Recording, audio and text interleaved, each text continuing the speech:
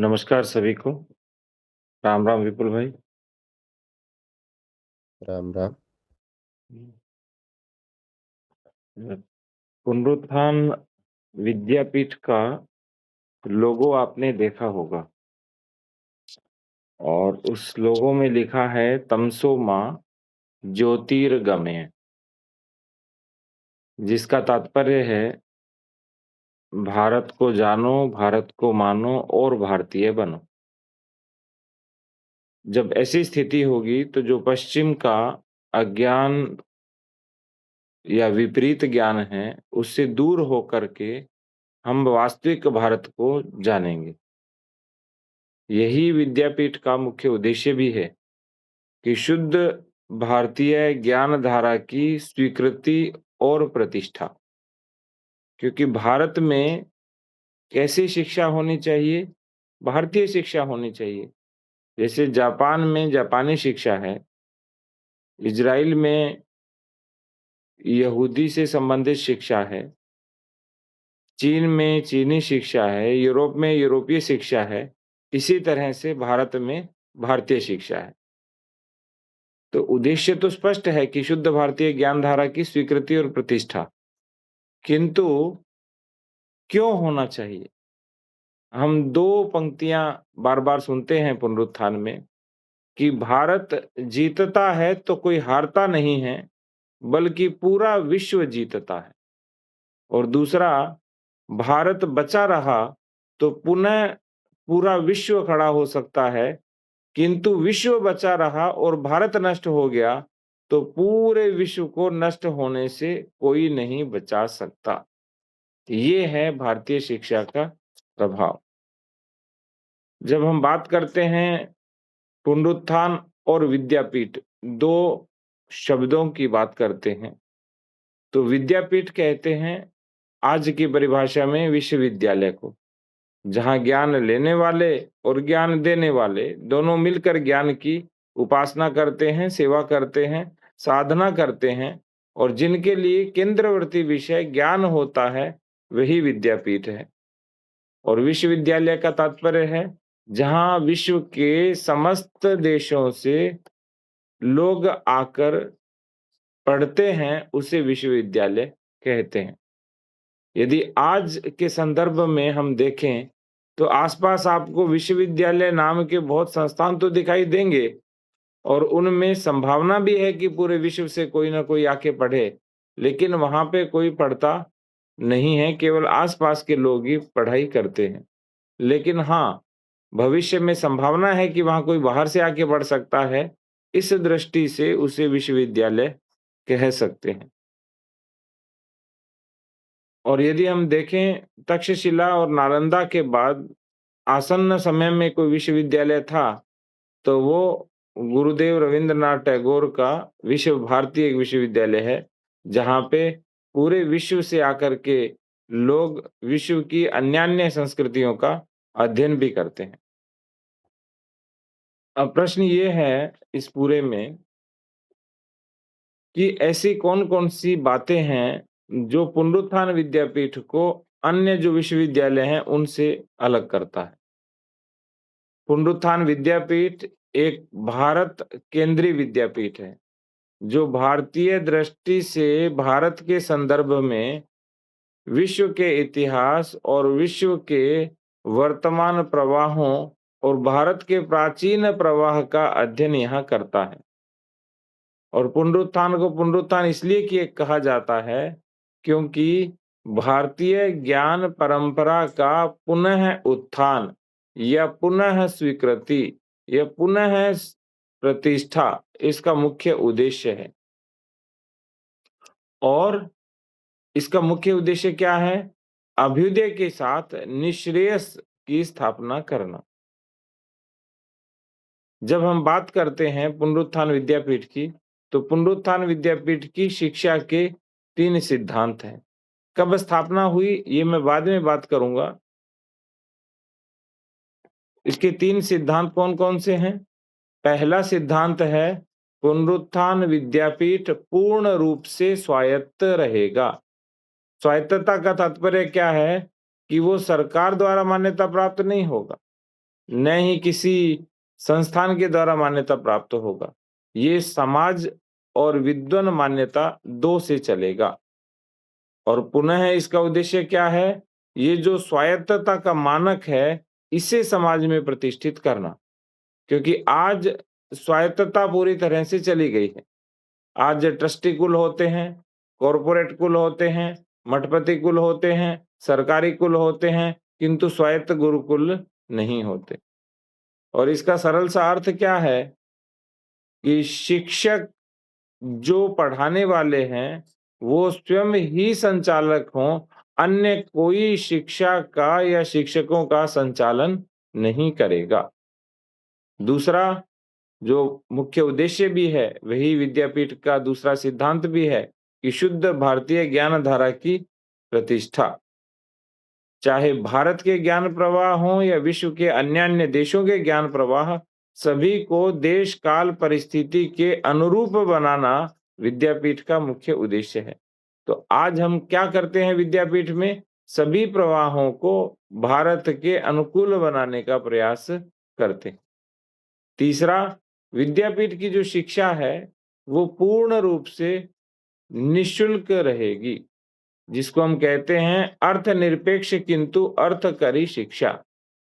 भारत में परंपरा रही है कि पका हुआ अन्न, औषधि, विद्या, दुग्ध, न्याय और जल, ये 6 बातें निःशुल्क मिलती हैं। विद्यापीठ इनको पुनर्जीवित करने का प्रयास कर रहा है। जहां इनसे शुल्क लिया जाता है, वहां समाज का पतन हो जाता है और वर्तमान स्थिति यही है। तो हम सोचेंगे कि ये सब पोषित कैसे होगा? जब अर्थ ही नहीं लिया जाएगा तो विद्यापीठ चलेगा कैसे? तो विद्यापीठ को जब-जब धन की आवश्यकता रहेगी, तब-तब विद्यापीठ समाज के पास जाएगा और समाज के द्वारा सर्वार्थ में विद्यापीठ पोषित होगा। लेकिन अर्थ आने का उद्देश्य ये नहीं है कि विलासिता आ जाना। सादगी, श्रमनिष्ठा और अर्थ संयम, ये 3 आधार स्वरूप रहेंगे विद्यापीठ के लिए। इसके साथ 2 सूत्र हैं विद्यापीठ के। एक आजीवन शिक्षा, दूसरा सार्वत्रिक शिक्षा। विद्यापीठ में गर्भावस्था से लेकर वृद्धावस्था तक की संपूर्ण शिक्षा दी जाएगी। और सार्वत्रिक शिक्षा का अर्थ है कि केवल एक कक्ष पर आधारित शिक्षण नहीं होगा। औपचारिक और अनौपचारिक रूप से घर के काम से लेकर विद्यालय, व्यावसायिक क्षेत्र या अन्यान्य सभी स्थानों पर, जैसे पूर्व में मंदिरों में शिक्षण दिया जाता था, सभी स्थानों पर जो शिक्षण होता है, वही क्या है? वास्तविक शिक्षण है। तो सार्वत्रिक का अर्थ क्या है? कि सब तरह की शिक्षा को शिक्षा में शामिल किया जाए। और विद्यापीठ का एक मुख्य दर्शन है, जो है एकात्म मानव दर्शन। वो हमारा वैचारिक आधार रहेगा, क्योंकि इसी के आधार पर विद्यापीठ ने शिक्षा के भारतीय प्रतिमान का समग्र विकास का एक पाठ्यक्रम या एक योजना प्रस्तुत करने का प्रयास किया है। अब हम बात करेंगे कि विद्यापीठ की स्थापना कब हुई, क्योंकि बिना सिद्धांत स्वायत्तता को समझे बिना पुनः हम स्थापना का विषय नहीं जान सकते। विद्यापीठ के अंदर 2 संस्थाएं काम करती हैं। एक पुनरुत्थान ट्रस्ट है, दूसरा पुनरुत्थान विद्यापीठ है। तो 2 जुलाई 2004 को व्यास पूर्णिमा के दिन पुनरुत्थान ट्रस्ट की 7 ट्रस्टियों ने बहुत ही अनौपचारिक पद्धति से पुनरुत्थान ट्रस्ट की स्थापना की। उसके संविधान का पंजीकरण किया और इसके 8 वर्ष के बाद 2012 को व्यास पूर्णिमा के दिन पुनरुत्थान विद्यापीठ की घोषणा हुई। तो तकनीकी दृष्टि से जो पुनरुत्थान विद्यापीठ की स्थापना हुई, वो 2004 में हुई और वो विद्यापीठ का एक स्वरूप भी था। और जैसे-जैसे विचारों में परिपक्वता आती गई, वैसे-वैसे इसकी जो घोषणा है, वो पुनरुत्थान विद्यापीठ के रूप में एक समय के बाद कर दी गई। विद्यापीठ स्वायत्त इस रूप में है कि जो पुनरुत्थान ट्रस्ट है, वह सारी व्यवस्थाएं विशेष रूप से योगक्षेम देखता है और पुनरुत्थान विद्यापीठ स्वयं सारे शैक्षणिक कार्यों को देखता है। जो उसकी एक संचालन समिति होती है, शैक्षिक समिति होती है, वही सारे कार्य देखती है। तो ये अलग से कहीं कोई मठपति कुल, ट्रस्टी कुल, सरकारी कुल या कॉर्पोरेट कुल नहीं है। ये गुरुकुलों का गुरुकुल है। भविष्य में गुरुकुल तैयार कैसे किए जाएँ, इसकी योजना, इसका निर्माण, अ, इसके इसके संबंध में पाठ्यक्रम का निर्माण, ये समस्त कार्य पुनरुत्थान विद्यापीठ में किए जाते हैं। तो हमारे यहाँ शैक्षिक लोगों के हाथ में ही सारी व्यवस्थाएँ होती है, गैर शैक्षिक लोगों के हाथ में सारी व्यवस्थाएँ नहीं होती। आज जब हम ये कथन सुनते हैं, पढ़ते हैं कि शिक्षक ही संपूर्ण व्यवस्था का संचालन करे या शैक्षिक लोग सारी व्यवस्थाओं का संचालन करें, ये दिखने में असंभव लगता है। लेकिन भारत ऐसा ही था और पुनरुत्थान विद्यापीठ शुद्ध भारतीय जो मान्यताएँ थी, उसकी स्थापना करना चाहता है, इसलिए स्वायत्तता एक प्रमुख तत्व के रूप में है और इसीलिए ट्रस्ट योगक्षेम देखेगा और शिक्षा का स्वाभाविक दायित्व पुनरुत्थान विद्यापीठ देखेगा। ये दोनों के बीच एक समझौते के रूप में है, ये हम कह सकते हैं। आज कोई कहेगा क्या पुनरुत्थान विद्यापीठ से डिग्री मिलती है? डिग्री नहीं मिलती, लेकिन भविष्य में योजना है कि जो जिस तरह के पाठ्यक्रम पूर्ण करेगा, उनको उन उन तरह के एक पुनरुत्थान की ओर से मान्यता प्रमाण पत्र मिलेंगे। लेकिन उनके आधार पे नौकरी मिलेगी या धन मिलेगा या उच्च शिक्षा में प्रवेश मिलेगा या उनको कोई शिक्षित कहेगा, ऐसा नहीं है। हाँ, जब भारतीय ज्ञान परंपरा की प्रतिष्ठा होगी, उसके बाद जो इस तरह के मानद प्रमाण पत्र होंगे, वो क्या होंगे? मान्य हो सकते हैं। और इसके लिए यदि अर्थकरी शिक्षा की व्यवस्था करनी है, तो वो हमें अलग से करनी होगी, इसके माध्यम से व्यवस्था नहीं हो सकती। आज जो विद्यापीठ की यात्रा चल रही है, इसको जब बाहरी लोग देखते हैं, तो उनको लगता है कि यह अत्यंत अव्यावहारिक, असंभव व्यवस्था है। किंतु यात्रा ऐसे ही शुरू होती है, जिसको भविष्य में हम स्वाभाविक बनाएँगे और प्रतिष्ठित भी करेंगे। यही भारतीय भाव भी है, यही भारतीय विचार भी है, यही भारतीय व्यवहार भी है। और योगक्षेम की जो व्यवस्था है, वो हमने पढ़ा ही है कि किस तरह से मुख्यतः भिक्षा और आंशिक रूप से समित पानी, गुरु दक्षिणा और दान के माध्यम से होगी। विद्यापीठ का जो शैक्षिक स्वरूप है, वो एक शुद्ध सर्वसमावेशक केंद्र के रूप में विद्यापीठ की स्थापना करना है। जैसे मैक्स मुलर ने अक्टूबर 1868 में कहा था कि भारत एक बार जीता गया है, परंतु सर्वार्थ में दूसरी बार जीता जाना चाहिए और ये दूसरी विजय शिक्षा के माध्यम से होगी। उसका उत्तर आज तक किसी ने नहीं दिया। अब उसका उत्तर पुनरुत्थान दे रहा है कि भारत माता एक बार मुक्त हुई है, परंतु उसे सर्वार्थ में दूसरी बार मुक्त करने की आवश्यकता है। यह दूसरी मुक्ति भी होगी शिक्षा के माध्यम से। इस तरह विद्यापीठ वो काम कर रहा है जो 200 वर्षों में नहीं हो पाया। इसीलिए मैंने मुख्य उद्देश्य शुरू में लिखा कि शुद्ध भारतीय ज्ञान धारा की स्थापना, स्वीकृति और उसकी प्रतिष्ठा। क्योंकि बहुत से भारतीय ज्ञान धारा के संस्थान आते गए। बहुत बड़े-बड़े लोगों ने उनको आरंभ किया, लेकिन वो कभी यशस्वी नहीं हुए। थोड़े से समय के लिए उनको श्रेय मिला, किंतु एक समय के बाद वो अपने आप ही नष्ट होते गए। यदि हमें वास्तव में भारतीय ज्ञान धारा की प्रतिष्ठा करनी है, तो शुद्धता के जो ये 6 मानक हैं, 1 दर्शन, 2 सूत्र और 3 सिद्धांत, इनको हमें देखना होगा। इनके बिना स्थापना संभव नहीं है। तो पुनरुत्थान विद्यापीठ ने अपनी अध्ययन यात्रा कब आरंभ करी? पुनरुत्थान विद्यापीठ की अध्ययन यात्रा उसी समय शुरू हुई थी, जब पुनरुत्थान ट्रस्ट की स्थापना कर दी गई थी। इसीलिए पुनरुत्थान विद्यापीठ ने 5 तपों की एक योजना तैयार की। एक तप भारतीय परंपरा में 12 वर्षों का माना जाता है। 12 वर्ष यांत्रिक रूप से नहीं, कभी 11 वर्ष भी हो सकते हैं, तो 13 वर्ष भी हो सकते हैं। तो यदि औसत लें तो वो 12 वर्ष माना जाता है। और 5 तपों में प्रथम तप है नैमिषारण्य तप, दूसरा लोकमत परिष्कार, तीसरा कुटुंब सुदृढ़ीकरण, चौथा शिक्षक निर्माण और पांचवा गुरुकुल की स्थापना।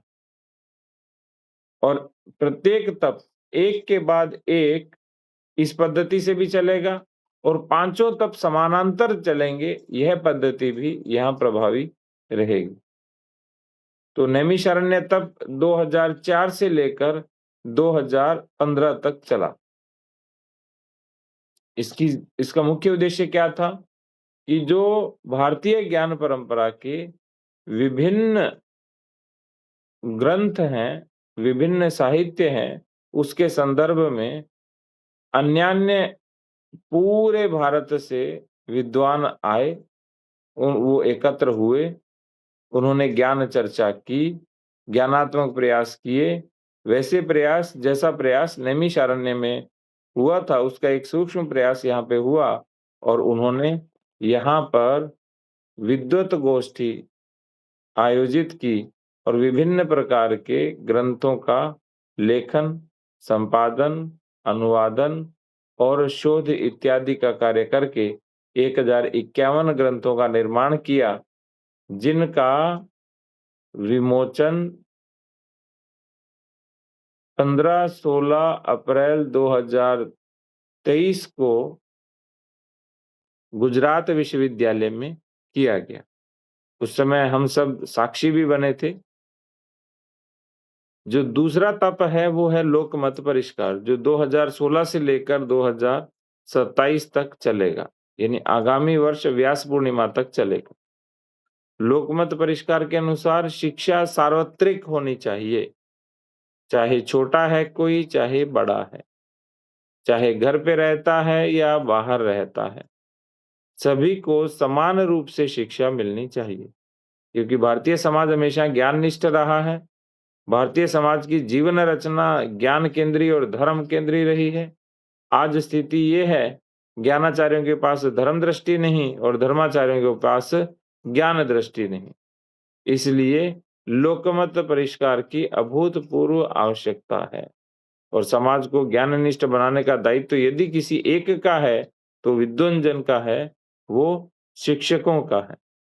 तो इसके लिए समाज प्रबोधन के विभिन्न कार्यक्रमों का आयोजन करना, लोकमत परिष्कार हेतु साहित्य का निर्माण करना, लोक संपर्क करना, वर्तमान में जो श्रीनिधि भिक्षा योजना है, वह भी इसी तप के एक प्रमुख कार्य के रूप में है। तीसरा तप 2028 से लेकर 2039 तक चलेगा, वह है कुटुंब सुदृढ़ीकरण। भारत में अर्थव्यवस्था की सबसे छोटी इकाई ग्राम माना जाता है। संस्कृति की जो इकाई है वो राष्ट्र है पूरा, और परिवार की या समाज व्यवस्था की जो सबसे छोटी इकाई है वो है कुटुंब। हमारे यहाँ पश्चिम की तरह समाज व्यवस्था की लघुतम इकाई व्यक्ति नहीं माना जाता, कुटुंब माना जाता है। तो वर्तमान में कुटुंब व्यवस्था, परिवार व्यवस्था और संकल्पना पर बहुत बड़ा आघात हुआ है। विशेष रूप से पश्चिम और इसकी सहयोगी विचारधाराओं ने इसको तोड़ने का प्रयास किया है। आज अपने आसपास बिखरे हुए परिवार देखते होंगे, संयुक्त परिवार के स्थान पर एकल परिवार देखते होंगे और पर्सनल स्पेस के नाम पर न्यूक्लियर फैमिली हमें चारों ओर दिखती ही है। तो कुटुंब की रचना कैसी हो, कुटुंब भावना कैसी हो, कुटुंब संचालन कैसा हो, इस शिक्षा की व्यवस्था करना हमारी कुटुंब सुदृढ़ीकरण की शिक्षा के प्रमुख आयाम रहेंगे, ताकि कुटुंब में धर्म और संस्कृति की रक्षा हो, वहाँ वंश परंपरा का महत्व हो और गृहस्थाश्रमी का समाज धर्म और कुटुंब की एकात्मकता, यह सारी बातें कुटुंब के लोगों में आए और इसी का बाद में, इसी एकात्मता का बाद में पूरी वसुधा तक विस्तार करके वसुधैव कुटुंबकम के भाव को विकसित किया जाए। इसके बाद है चौथा तप हमारा शिक्षक निर्माण। जो शिक्षक निर्माण तप है, वो चलेगा 2040 से लेकर के 2051 तक। कोई भी समाज तभी ऊंचा माना जाता है जब वहां के शिक्षकों का स्तर ऊंचा हो। यदि शिक्षक पूरे समाज को साथ लेकर चलते हैं, एक-एक व्यक्ति के लिए सोचते हैं, तब वहाँ का समाज अच्छा माना जाता है, ऊँचा माना जाता है। और हमारे यहाँ कहते भी हैं कि शिक्षक राष्ट्र निर्माता होता है। तो समर्थ राष्ट्र के लिए समर्थ शिक्षक का निर्माण करना, यही इस तप का मुख्य उद्देश्य है। तो शिक्षा स्वायत्त होनी चाहिए और स्वायत्त शिक्षा शिक्षक के अधीन होनी चाहिए और ऐसा शिक्षक ही भारत और विश्व के सारे प्रश्नों के समाधान करने में, हल करने में सहायक होगा। ऐसे शिक्षक की क्षमता विकसित करना इस तप का प्रमुख कार्य होगा, जो 2040 से 2051 तक चलेगा। और अंतिम तप, जब कुटुंब अच्छे हो जाएँगे, शिक्षक निर्माण हो जाएगा, सारे साहित्य का निर्माण हो जाएगा और लोक मत में भारतीय विचार की प्रतिष्ठा और स्वीकृति हो जाएगी। उसके बाद गुरुकुल की स्थापना 2052 से लेकर 2064 के मध्य।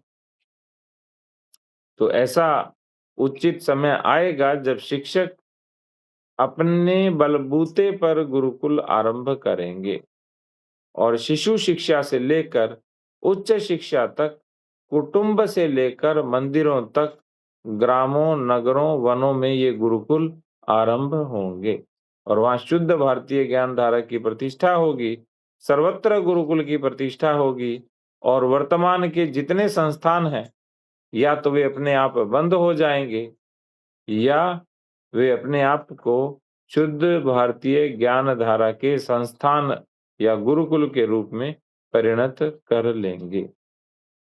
तो ऐसा स्वप्न और ऐसा लक्ष्य विद्यापीठ ने देखा है।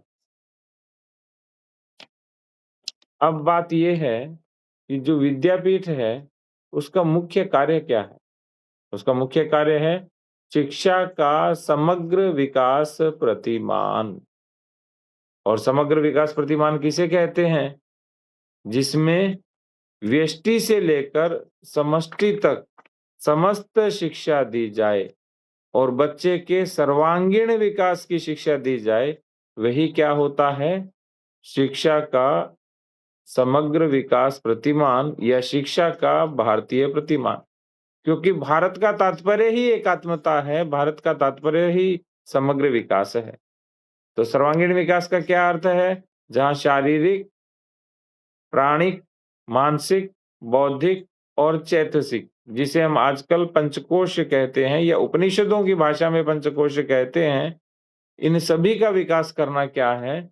शिक्षा के भारतीय प्रतिमान या समग्र विकास प्रतिमान का मुख्य उद्देश्य है। और इसके साथ व्यक्ति या व्यष्टि, समष्टि या समाज से जुड़े और उसके साथ-साथ पूरी सृष्टि से जुड़े और परमेष्टि से एकाकार हो और अपने परम लक्ष्य को स्थापित करे। जो हमारे बहुत से ग्रंथों में सा विद्या या विमुक्ति है लिखा गया है कि विद्या का लक्ष्य है मोक्ष की प्राप्ति।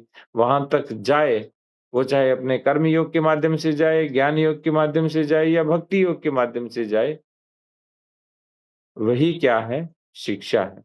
हम किस माध्यम से जा रहे हैं? अभी ज्ञान श्लोक पढ़े समीर भाई ने, तो हम किसके माध्यम से जा रहे हैं? ज्ञान के माध्यम से जा रहे हैं। अब यदि हम बात करें कि विद्यापीठ के समग्र विकास प्रतिमान में भविष्य में और वर्तमान में क्या-क्या बातें हुई हैं। तो विद्यापीठ ने जो अपना प्रथम कार्य शैक्षिक रूप से किया, वो किया धर्मपाल समग्र लेखन का, जो मूल अंग्रेजी में 2005 में और गुजराती भाषा में 2000 अ, मूल अंग्रेजी में 2005 में गुजराती में अनुवाद किया गया और 2007 में उसका हिंदी में अनुवाद किया गया क्योंकि मूल रूप से वो अंग्रेजी में था। और सबसे बड़ी बात रही कि प्रथम कार्यक्रम में धर्मपाल जी स्वयं उसमें उपस्थित रहे थे और जो तत्कालीन राष्ट्रीय स्वयं सेवक संघ के परम पूजनीय सरसंघ चालक माननीय सुदर्शन जी उसमें उपस्थित भी रहे थे और उस समय तत्कालीन माननीय सह सरकार्यवाह सुरेश जी सोनी भी उपस्थित रहे। वहाँ का दूसरा कार्य रहा कि 2011 के आसपास छोटी आयु के लिए अर्थात छोटी आयु के बच्चे भी भारतीय ज्ञान धारा में स्नान करें, अवगाहन करें, इसलिए पुण्य भूमि भारत संस्कृति वाचनमाला की कुल 100 पुस्तिकाएँ प्रकाशित हुई। हालाँकि पीछे तो लिखा हुआ था कि अंग्रेजी में भी प्रकाशित होंगी, लेकिन बाद में तय किया गया कि भारतीय ग्रंथ जो हैं वो भारतीय भाषा में ही प्रकाशित होंगे, तो गुजराती, हिंदी और मराठी में प्रकाशित हुई, जो 5 वर्ष से 15 वर्ष की आयु तक के सभी बच्चों के लिए हैं और 10-10 पुस्तिकाओं के कुल 10 संपुट अर्थात 10 अलग-अलग विषय हैं, जिसमें दैनंदिन उपयोग की वस्तुएँ, कृतिशील देशभक्ति, शरीर माध्यम खलु धर्म साधनम, पर्यावरण, सज्जनों के घर में यह होना चाहिए, गाय, भूगोल, खगोल, हम, विज्ञान और तंत्र ज्ञान और अंतिम था तत्व ज्ञान। इस तरह से 10 विषयों के ऊपर 100 पुस्तिकाएँ प्रकाशित की गईं और इनकी उपयोगिता देखते हुए वर्तमान में बड़े जो लोग हैं या जिनको भविष्य में आचार्य बनना है या विद्वान बनना है या भारतीय ज्ञान परंपरा के शिक्षक बनना है, उनके द्वारा भी इनका पठन किया जा रहा है और उनको भी यह बहुत उपयोगी लग रही है। इसी तरह से कुटुंब शिक्षा ग्रंथमाला के जो 5 ग्रंथ हैं, वो प्रकाशित हुए, जिसमें से गृहशास्त्र, अधिजनन शास्त्र, आहार शास्त्र, गृह अर्थशास्त्र और गृहस्थाश्रमी का समाज धर्म। ये 5 ग्रंथ थे और अधिजनन शास्त्र तो ऐसा ग्रंथ था, जिसकी एक लंबे समय के बाद, मैं तो कहूँगा 200 वर्ष के बाद जो आधारशिला थी, वो पुनरुत्थान विद्यापीठ ने रखी थी और इसी के आधार पर अन्य-अन्य संस्थाएँ गर्भ संस्कार के नाम से या अधिजनन शास्त्र के नाम से बहुत सारे पाठ्यक्रम चला भी रही हैं। और इसके साथ-साथ जो 5 बड़े भारतीय शिक्षा ग्रंथमाला के ग्रंथ भी यहाँ प्रकाशित हुए, जिनका अध्ययन आचार्य अध्ययन योजना के अंतर्गत किया जाता है, ताकि शिक्षा की भारतीय संकल्पना को स्पष्ट रूप से सभी के द्वारा समझा जा सके। इसके बाद आरंभ हुआ पुनरुत्थान विद्यापीठ का सबसे बड़ा प्रकल्प और आज के भारत का भी सबसे बड़ा प्रकल्प मैं इसे कहूँगा, क्योंकि 1051 ग्रंथों का एक साथ प्रकाशन और उनका विमोचन हमने अभी आसन्न समय में तो सुना नहीं है। तो ज्ञान सागर महाप्रकल्प एक अत्यंत विशालकाय प्रकल्प था, जिसकी घोषणा 16 जुलाई 2019 को व्यास पूर्णिमा के दिन हुई और मैंने बताया कि 15 अप्रैल 2022 को ये 2023 को ये पूर्णता को प्राप्त हुआ और इसमें 4 तरह के ग्रंथ थे। मूल तत्व शोध और बोध के ग्रंथ, शास्त्र निरूपण के ग्रंथ, व्यवहार निरूपण के ग्रंथ और जनमानस प्रबोधन के ग्रंथ।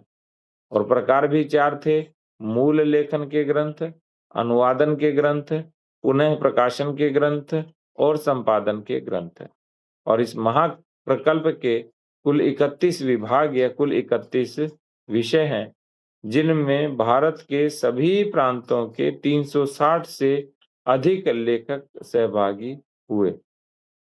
और इस महाप्रकल्प में भारत की सभी भाषाओं के अनुदित ग्रंथ हैं। और सबसे बड़ी बात जो पुनरुत्थान विद्यापीठ का मुख्य सिद्धांत है, अर्थनिरपेक्षता, यह समस्त शैक्षणिक कार्य अर्थनिरपेक्ष पद्धति से हुआ विद्यापीठ में। नहीं तो इतने ग्रंथों की लेखन और स्थापना अर्थनिरपेक्ष पद्धति से कोई चिंतन भी नहीं कर सकता। वर्तमान में जो प्रमुख योजनाएं चल रही है पुनरुत्थान विद्यापीठ में, हमने आचार्य अध्ययन योजना की बात की। इसके साथ-साथ हमने अभी कुटुंब शिक्षा से संबंधित जो गृह गंगा धारा पत्रिका वर्तमान में प्रकाशित हुई है और पितामही विद्यापीठ के नाम से कुटुंब शिक्षा के सुदृढ़ीकरण करना भी हमने एक लक्ष्य रखा है। और पितामही विद्यापीठ की स्थापना घर-घर में हो, मोहल्ले-मोहल्ले में हो, गाँव-गाँव में हो, नगर-नगर में हो, ऐसा हमारा उद्देश्य है। इसके साथ-साथ 2 जो पत्रिकाएँ हैं, एक पत्रिका प्रकाशित होती है पुनरुत्थान कार्य यानी विचार संदेश, जो मासिक पत्रिका है, जो पुनरुत्थान की सामान्य जानकारी देने वाली, विभिन्न कार्यों का कार्यवृत्त देने वाली और आगामी कार्यक्रमों की जानकारी देने वाली पत्रिका है। ये हिंदी और गुजराती दोनों भाषाओं में प्रकाशित होती है। और इसमें 2600 एक तरह से हार्ड कॉपी वितरित होती है और ऑनलाइन 6000 से अधिक इसकी जो प्रतियाँ हैं वो प्रसारित होती हैं। और जो चिति है वो अर्धवार्षिक शोध पत्रिका है, जो विद्यापीठ के शिक्षा विचार को मुखरित करती है, जो 1/8 जो डेमी साइज़ 144 पृष्ठों वाली पत्रिका है। इसके अब तक कुल 21 अ, 21 या 22 अंक प्रकाशित हो चुके हैं।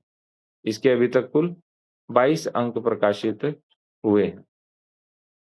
और विभिन्न राज्यों में पुनरुत्थान विद्यापीठ के केंद्र चल रहे हैं और धीरे-धीरे पुनरुत्थान विद्यापीठ का उद्देश्य है कि प्रत्येक राज्य में ही नहीं, प्रत्येक जनपद में, तहसील में, ब्लॉक में, ग्राम स्तर पर पुनरुत्थान विद्यापीठ के केंद्र होने चाहिए।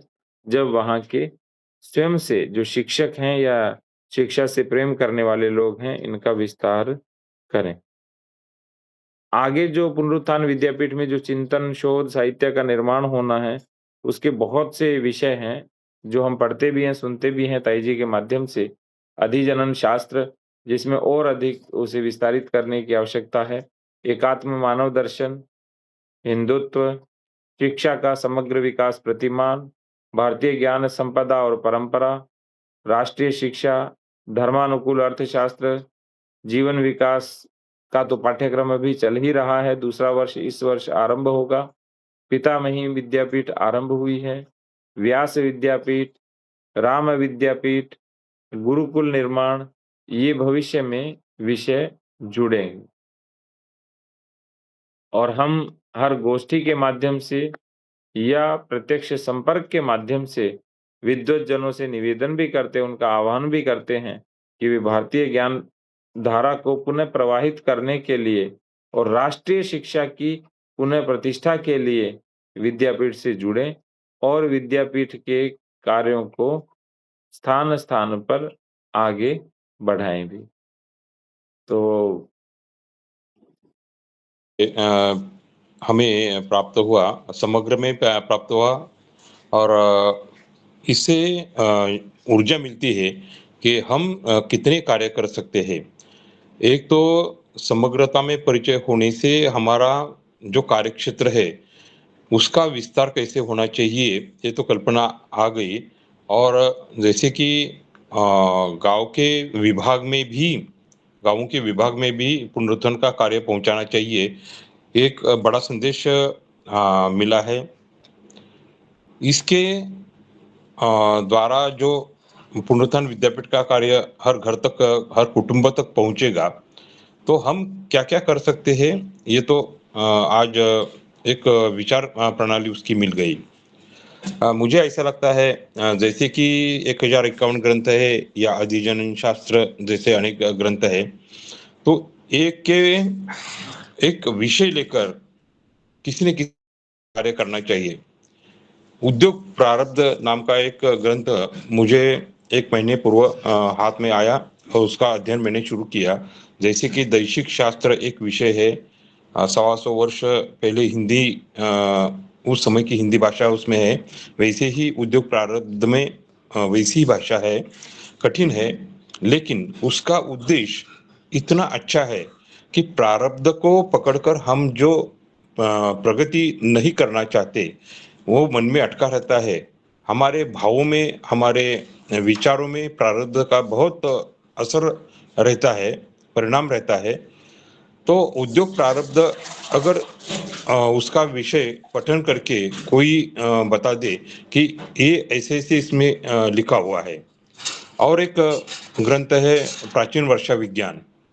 प्राचीन वर्षा विज्ञान के आधार पर हम मौसम विज्ञान की वेधशाला हम गाँव-गाँव में निकाल सकते हैं, उसका प्रोत्साहन दे सकते हैं। तो ऐसे अनेक विषय हैं, इन विषयों पर किसी ने अगर ज़्यादा अध्ययन किया, तो वो प्रस्तुत करते रहे और उसके लिए हम कोई योजना बनाए कि यही आप इस पर भाष्य ग्रंथ लिखे या व्याख्यान देते रहे या समाज में प्रसारित करते रहे, ऐसा कोई कार्यक्रम होना चाहिए। वैसे होता भी है और हमारा प्रोत्साहन भी रहता है, अपेक्षा भी रहती है, तो कार्य भी वैसे और ज़्यादा अच्छे स्तर पर हो, ऐसी मेरी अपेक्षा है।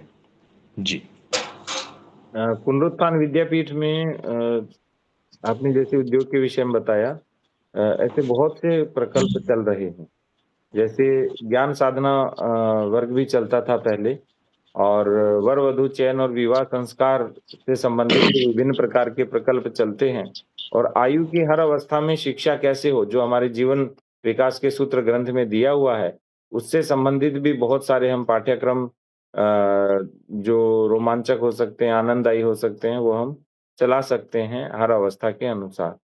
और इसके साथ-साथ बहुत सारे जो एक तरह से कहेंगे कि गोष्ठियों में इस तरह के जो विषय हैं, वो लिए जाते हैं, ताकि कोई अन्य संस्थान भी इन्हें पकड़ें और इनके आधार पे आगे बढ़ें। प्रणाम भैया, सभी को नमस्ते। आपने बताया कि जो विद्यापीठ का दायित्व है वो शिक्षित लोगों का रहेगा, अशिक्षित नहीं।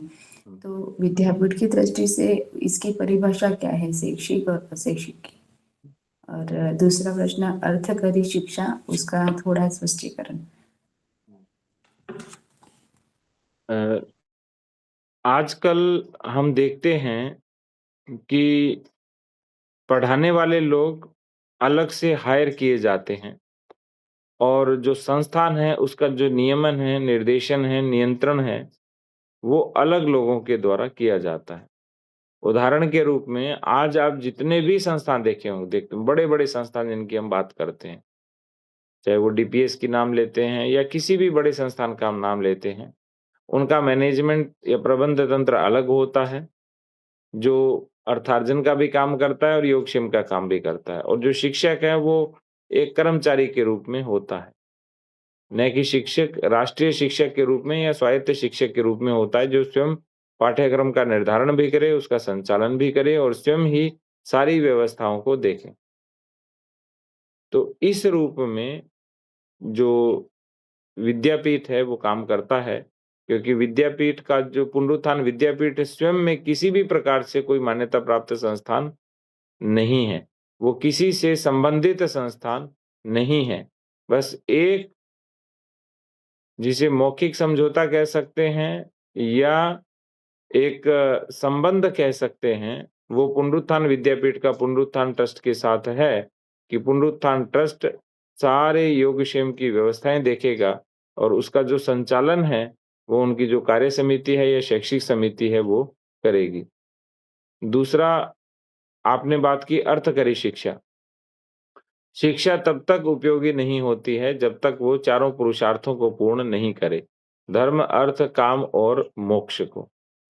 तो वर्तमान में पुनरुत्थान विद्यापीठ का यह लक्ष्य है कि प्रत्येक व्यक्ति अपना अर्थार्जन कर सके, धनार्जन कर सके, अपने योगक्षेम का निर्वहन कर सके और अपने गुरुकुल को भी सहयोग कर सके, इस तरह से उसे अपने पैरों पर खड़ा करना। तो इस तरह के पाठ्यक्रम भी भविष्य में चलाए जाएँगे, ताकि व्यक्ति अर्थार्जन कर सके। और इस पे जैसे जो विद्या केंद्र है वहाँ पे कार्य भी चल रहा है कि किस तरह से धर्म आधारित अर्थव्यवस्था या धर्मानुकूल अर्थव्यवस्था की स्थापना की जाए। ये 2027 तक चलेगा। 2026 अभी शुरू हुआ है, तो हम पूरा भारत तो सोच रहे हैं, लेकिन हमारी भी एक कुछ संख्या मर्यादित है, उसी में हम काम कर रहे हैं। तो हम कहाँ तक पहुँच सकते हैं और हम कहाँ तक और बढ़ सकते हैं, तो अपनी-अपनी अभी जो अध्ययन जो यात्रा है, अभी श्वेत केतु में हम अध्ययन शुरू कर रहे हैं, हमारा गहन अध्ययन भी हो रहा है। तो समाज के उपयोग के लिए और ये विद्यापीठ के जो विचार है, वो आगे तक जाने के लिए हमारा विद्यापीठ की योजना बनेगी, जैसे भिक्षा मास योजना है, कुछ गोष्ठी है, वो तो प्रयास करेगी ही लोकमत परिष्कार के लिए, ये तब के अनुसार जाने के, लेकिन अपनी जो व्यक्तिगत इसमें कुछ योजना होनी चाहिए। जैसे हम व्यक्तिगत स्तर पर किसी से मिल सकते हैं, किसी समूह में जाकर अपना विषय रख सकते हैं। संघ के भी अभी हिंदू सम्मेलन हो रहे हैं, इसमें अपनी अ, अपना विषय हो जाए, उसके लिए कुछ हम कर सकते हैं क्या? ऐसे हम कैसे सोचें और इस लोकमत परिष्कार को और कैसे हम अच्छा बनाएँ, अ, स्थान पर इसको हम कैसे सुदृढ़ बनाएँ, इस पर एक हम व्यक्तिगत स्तर पर भी विचार कर सकते हैं, ऐसा मुझे लगा है। जी। अ, अभी एक आरंभिक योजना कहेंगे कि एक छोटा-सा खाका बना है जब ताई जी से चर्चा हुई थी कि हमारे देश की जनसंख्या 140 करोड़ की है। कुटुंबों में यदि इसको विभक्त करें तो लगभग 28 करोड़ कुटुंब बनते हैं। वर्तमान में लोकमत परिष्कार तब चल रहा है और 2028 से कुटुंब सुदृढ़ीकरण तब आरंभ हो जाएगा। इसलिए एक छोटी लघु पुस्तिका जिसमें पुनरुत्थान का विस्तृत परिचय हो और भारतीय ज्ञान परंपरा से संबंधित परिचय हो। जैसे संघ अभी अपने जो 5 मुख्य कार्य हैं, उनसे संबंधित पुस्तिका सब स्थानों पर पहुँचा रहा है। इसी तरह से पुनरुत्थान विद्यापीठ भी अपनी उस लघु पुस्तिका को सब स्थानों पर पहुँचाए। जैसे संघ में पंच परिवर्तन चल रहा है, इसी तरह से पुनरुत्थान विद्यापीठ की वो लघु पुस्तिका 28 करोड़ कुटुंबों तक कम से कम पहुँचे, इसी पर कार्य भी हो रहा है और मुझे लग रहा है कि जब व्यास पूर्णिमा आएगी तो उस पुस्तिका का प्रकाशन भी होगा और वो घर-घर पहुँचेगी भी। तो उसमें हमारा व्यक्तिगत भी और सामूहिक भी दोनों रूपों में योगदान अपेक्षित भी।